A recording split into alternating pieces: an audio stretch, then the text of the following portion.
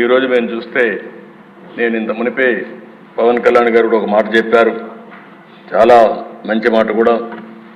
మనం ఎవ్వరం కూడా ఇక్కడుండే ఎమ్మెల్యేలు అందరం కూడా గుర్తుపెట్టుకోవాల్సింది, ప్రజలు మనం ఇంత మురుమారిగా ఏదో పెత్తందారి వ్యవస్థ కాదు, మన ఇష్ట ప్రకారం మనం చేయడానికి.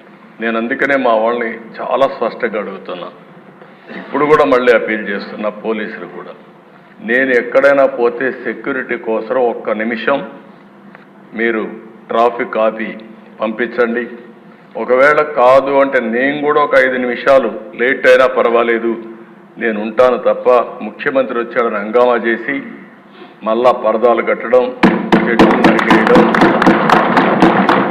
ఎక్కడికక్కడ రెడ్ కార్పెట్లు వేయడం, ఇవి ఎక్కడా చేయొద్దని విజ్ఞప్తి చేస్తున్నా.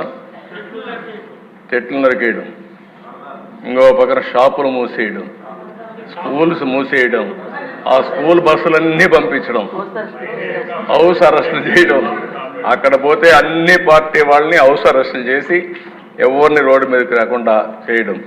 ఏం పర్వాలేదు, నా మీద ఒక రాయి వేసినా భరించడానికి సిద్ధంగా ఉన్నా. ఆ భరింపు ప్రజా తీర్పుకు, ప్రజా ఒక రివోల్ట్కి దోహదం చేసే విధంగా చేస్తాను తప్ప భయపడే పరిస్థితి ఉండదు. కాబట్టి ఎవ్వరు కూడా అలాంటి చేయొద్దని చెప్పి కోరుతున్నా. మా ఎమ్మెల్యే చెప్పిన దిశ అది ఏంటో ఆశ్చర్యం, నాకు అది అర్థం కాదు. ఎందుకు ఆ పైశాచిక ఆనందం కూడా నాకు అర్థం కాదు. హెలికాప్టర్ పైన పోతుంది, రోడ్డు అంతా బంద్, అంటే చెట్లు నరికేయడం, అంటే పైన పోయి హెలికాప్టర్ కూడా చెట్లు అడ్డం వచ్చాయి.